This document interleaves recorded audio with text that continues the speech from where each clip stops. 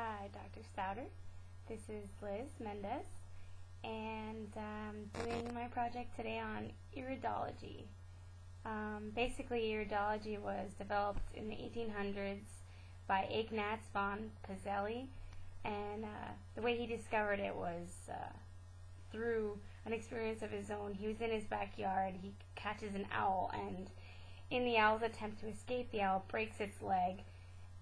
Immediately after, Ignaz notices a black line on the owl's iris, and through the healing process, while the owl's leg is healing, that black line is then surrounded by white lines. And Ignaz's attempt to make the connection between body and the human eye is known as iridology. And basically, iridologists believe that patterns, colors, and other characteristics of the iris can be examined and used to determine a lot about a patient's systemic health. So different abnormalities in the eye can tell you whether you've got problems going on somewhere else in the body. They believe there's like a relation with that. As of right now, they can correctly identify which organs are overactive, locations of inflammation in the body, past medical problems, and even some diseases. But not so much the diseases, it's more of the inflammation and stuff like that, like toxicity in the body, if there's a problem with the lymphatic system and where the problem is located. Iridologists generally use the same equipment as an eye doctor would.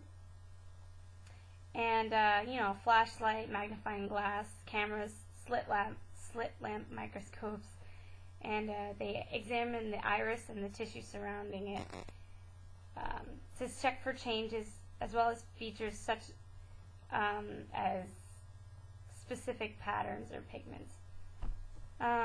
There's even like special machines and software that's being developed right now to help more accurately detect such changes in the iris. Doctors use an iridology chart and correspond it with the patient's eye. And the iridology chart is really cool because you can actually see like what parts of the eye relate to which parts of the body. It's kind of like those charts that we use in Anatomy 1. I'm going to have to go look that up. Alright. So I went and I had to look through all my old Anatomy 1 stuff, and I finally found the word that I was looking for, the homunculus, the sensory homunculus. It's basically how you could describe the iridology chart. Since I'm not very good with computer type stuff, it's going to have to pause, but I do want to show you some pictures. The first one I'm going to show you is of the iridology chart itself. As you can see, different parts of the eye correlates to different parts of the body, kind of like a homunculus where different parts of the cortex relates to different parts of the body.